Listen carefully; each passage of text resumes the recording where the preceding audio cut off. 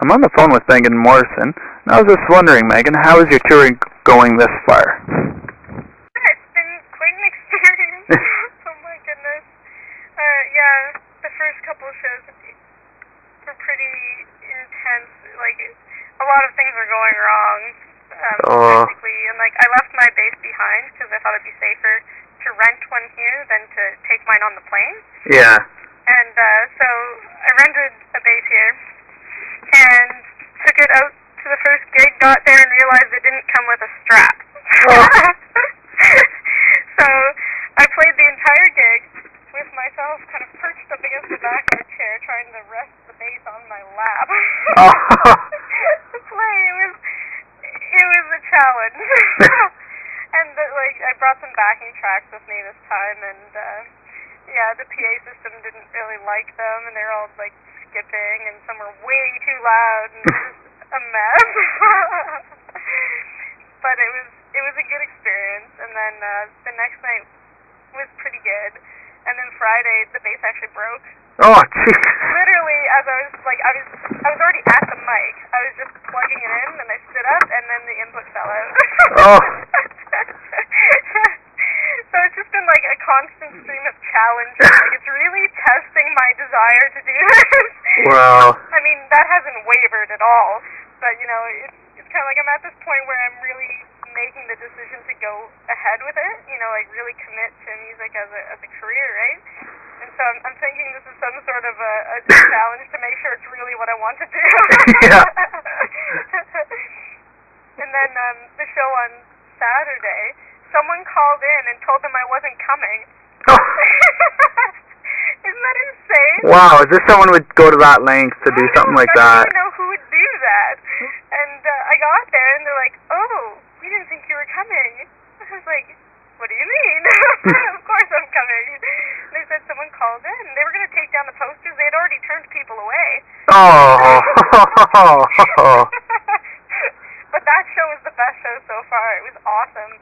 Yeah, everything worked perfectly that night. It just felt really good. Well, that's good. At least you got one out of the 5 or 6. Yeah, well, I've still got 2 more to go, so we'll see what happens. I've got a good feeling the rest of it's going to be pretty smooth sailing. But it was pretty shocking, though, today. Did you hear about Taylor Mitchell? Yeah, I was just sitting in the parking lot at Costco, and I heard the lady got killed by coyotes. Yeah, but it is particularly creepy for me because she's from Toronto. She's an indie artist on tour in Nova Scotia, and she's like touring around areas that I know of. Like I've been to these places before. Yeah, I was going to ask you how close that actually was. Yeah, it's not that close to where I am right now, but I spent, you know, a lot of my summer times up in Cape Breton, not far from Shetty Camp, which is where she was attacked. So it's just really, really spooky, you know, because we're both coming from Toronto, touring in Nova Scotia, you know, kind of at the beginning of our careers, and yeah, so I'm just crossing my fingers that my trip to Fredericton tomorrow goes okay. Yeah. Yeah, but it's so sad. I went on to her MySpace and stuff to play her music, you know, try to help keep the memory alive. You know? Yeah, she just released a CD, I think I heard him say, too. Yeah. It's really kind of spooky if you go onto the MySpace and picture of her standing in the woods. Oh, jeez. On the trail, yeah. Yeah. Wow. Yeah, intense. Really intense. So, how many more, so you have 2 more shows out there. Are you playing any on the way back to Ontario, or are you just going to fly back home? No, I'm flying back to Toronto, but I have 2 shows in Toronto booked for when I get back. Oh, that's okay. Yeah. Yep. Was it a lot easier for you flying instead of driving down? Economically, it was easier for me, and just because I came by myself this time, whereas last time I had a guitarist and his dog, and all our gear. But this time, by not bringing the bass and just bringing like the basics for what I need and just myself, it's a lot easier for me, and I've been able to like carpool and stuff like that.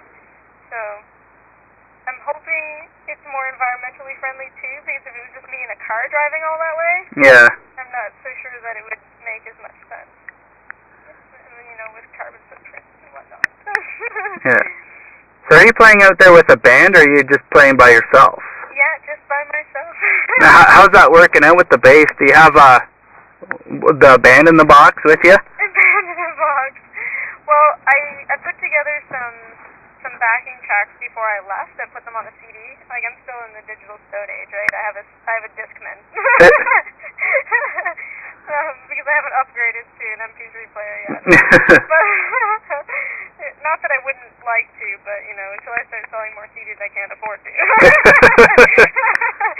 But, yeah, so I have that for, you know, 5 or 6 songs, and I play it behind me, so it gives it kind of a fuller sound for some of the songs, but all the rest I just do me and my bass.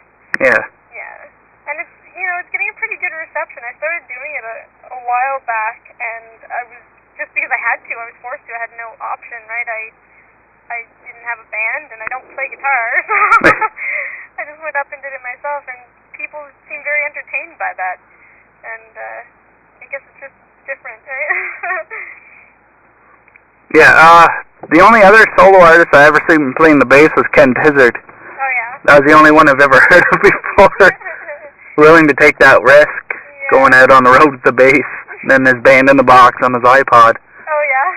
That's what I call it, because I see so many bands now have it. Yeah. Have their backing tracks or an instrument that they're missing. Yeah. They just plug their iPod in, and away they go. Yeah. I figure, you know, that's what I'll do until I can get, you know, a full-time committed band. You know, someone who's on the same wavelength as far as time commitments and the willingness to travel and things like that. Is it hard finding commitment from people? Yeah, I mean, it's not hard to find people who are interested in being involved in a band.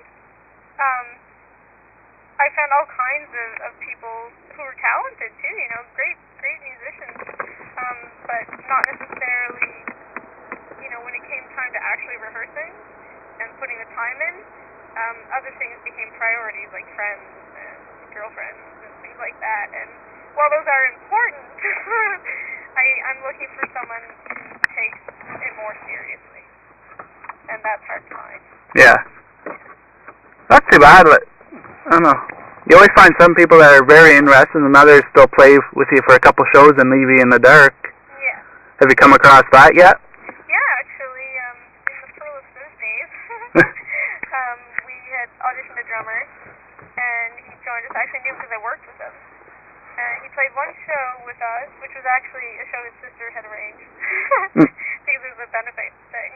It was a battle of the bands, and after that, we never heard back from him, and we had another show booked. Wow. So we had to find someone else, and we did find, just like at the last minute, luckily. But yeah, other than that, it hasn't really been a problem with others not. Actually, that's not true.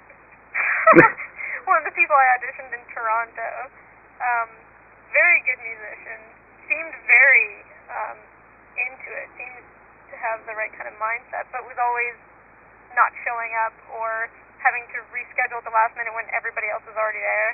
Like at one point when I was in Toronto, we had like a drummer and two guitarists and myself. Like it was a full band, you know, for about a week. And everybody kind of flaked out. So yeah. Not too bad. You know, it's not though, because it's given me a chance to really evaluate what I want. And it's given me a chance to kind of take a look at myself as a songwriter and a performer and what kind of, you know, thing I want to do with this. And I think going out on the road as a solo artist, just, you know, bare bones kind of stuff has taught me a lot about the whole process, you know, the business side of things. And if I had had to do that with all those other people and having to cover the expenses of transporting them and, you know, housing them and things like that, coming out of my pocket, right? Like, it would have been devastating. Yeah. Because, I mean, it hasn't been easy. It's been really freaking hard. You know,